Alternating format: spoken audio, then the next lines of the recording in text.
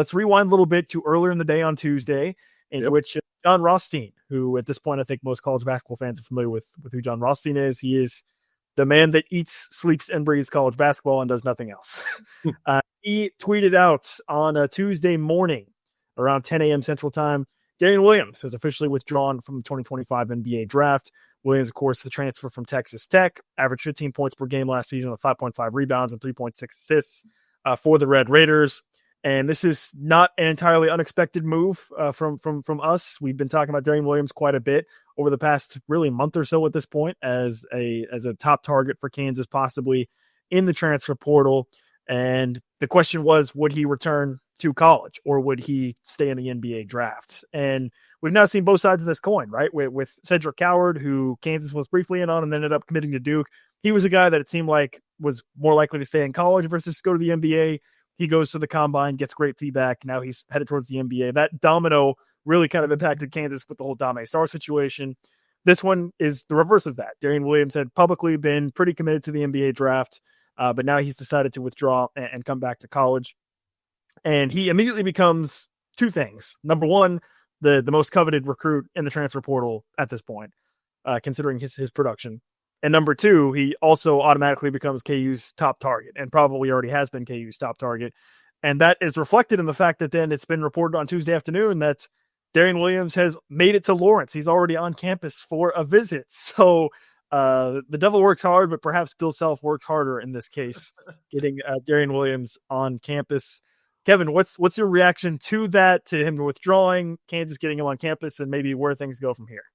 Look, we've said for, it feels like months now, Nick, that this is going to be a process, that Darrion Williams was going to go into the NBA draft. He was somebody that KU had going to that process. He was somebody that KU had a really good shot at, but he was going to go through the combine and he was going to let things play out. And so everybody wanted this to be sealed up a month ago, but that wasn't realistic. And I think the first domino, as it will, had to fall was, hey, him just deciding to come back to college.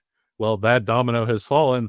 The next domino is, hey, can Kansas get him? And I think it's amazing how quickly, the announcement comes out that he's not doing the NBA thing, and all of a sudden you blink and he's in Lawrence. Look, I think most people would say the Jayhawks are the favorites in this one.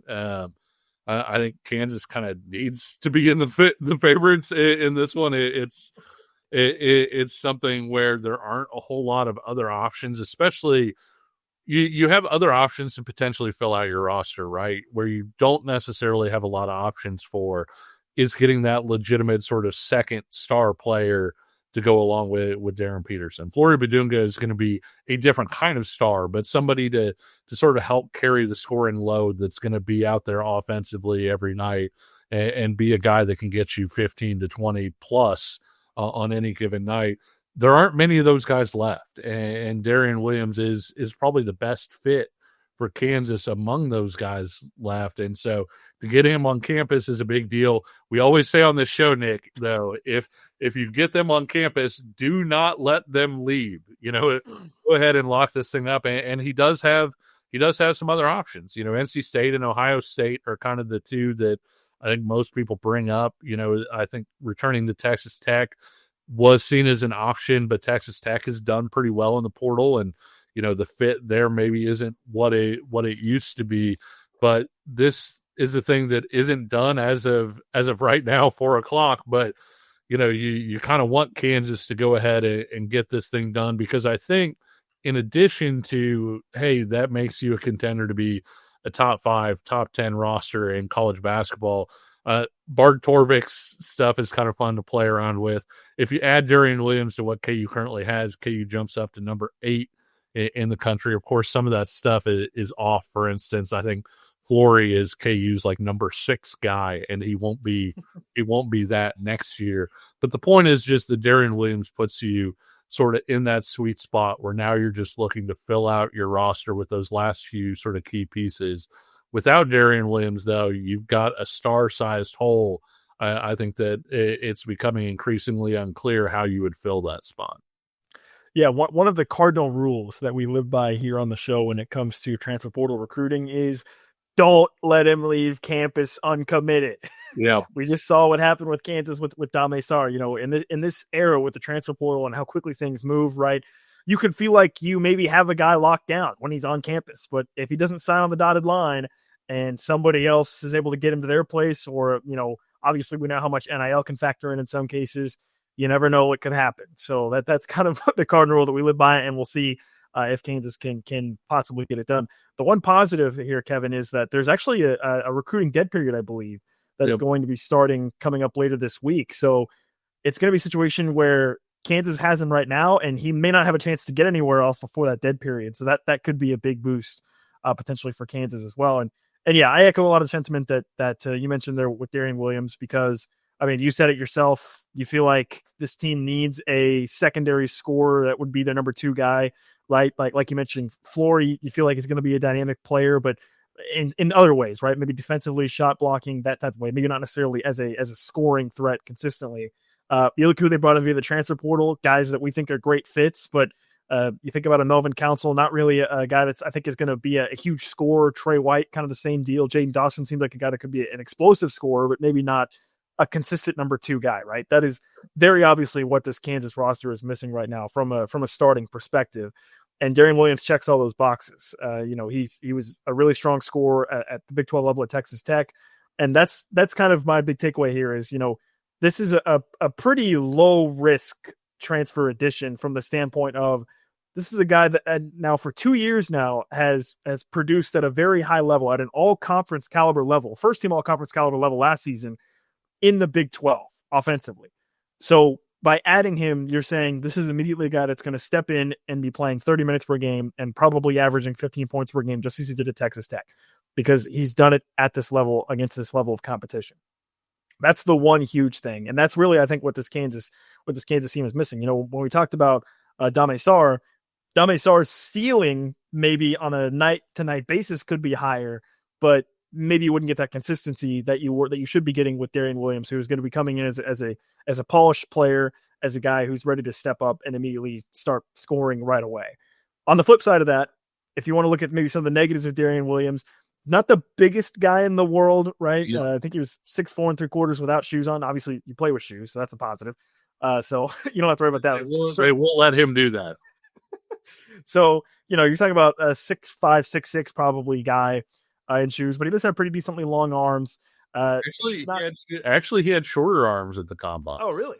Oh, okay. That was one of the bigger knocks on him was I think he had like a 6'6" wingspan or something like that. So he didn't have long arms either. But yeah.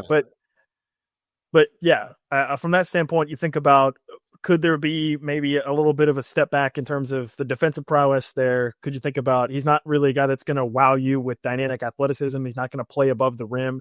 But on the flip side, you look at the rest of the roster that Kansas has, you've got Flory, you've got Darren Peterson, you've got Melvin Council, guys that are very athletic. And the other aspect of this from Darrion Williams is that he's a proven 3-point shooter. So he's a guy that is really going to draw attention to himself on the perimeter, and somebody that opposing defenses have to be aware of as a perimeter shooter. Well, which again, I think that part is important. Maybe not so much necessarily his percentage as it is he's a guy that can knock him down if you leave him open, which I think is something that's noteworthy. He's a career just under 38% 3-point shooter. So pretty quality 3-point shooter, and a guy that you certainly will have to pay attention to on the perimeter. So that's nice too as well. But yeah, he really does slot in, I think, perfectly as a starter for Kansas. Really checks all the boxes. Again, I think if you want to look at Knox, maybe defense would be something where you'd say that's not his strongest suit. But I think if you're guaranteed to get real plus performance at the offensive end, considering everything else you have on the roster, I think you live with the fact that maybe he might not be the greatest defender in the world, right? I think you live with that, considering the circumstances, because it's pretty obvious Kansas is missing a secondary scorer, like you mentioned. Yeah, and I think, where his weakness shows up is in space, right? And if guys get by him in space, you've got Flory Badunga behind you. So that tends to make the defense play up a little bit, in that it's not that he's an indifferent defender, like he does try on that end. He's a smart player. You see the IQ come out, and so it's not like he's leaving guys wide open or anything like that. It's, hey, somebody might be able to take him off the bounce, but in this case, if they do, he's got a backline guy that's going to be able to erase some of those mistakes. And I'm glad he brought up the shooting part, because I think his shooting and the fact that he can play the 3 and the 4 and did both at Tech gives Kansas the chance to match up in some different ways depending on what they want to do. And if you want to have a lineup out there that's maybe a little more defensively inclined, maybe he is your 4 and you have some of the other guys out there. If you wanted to be maybe a little bit more 4 stretching, you can have a guy like Trey White out there at the 4 who shoots well for a 4, Williams at the 3. You roll out Jaden Dawson, a guy that can really shoot, has a lot of range, and then Darren Peterson. All of a sudden, you're putting 4 guys on the court that can space the floor and really open things up for pick and roll opportunities. And that's another thing, Nick. Darrion Williams is a good ball handler off of ball screens and can get to his spots off the dribble. And I think that that's a valuable piece to have as well at that 3 or 4 spot.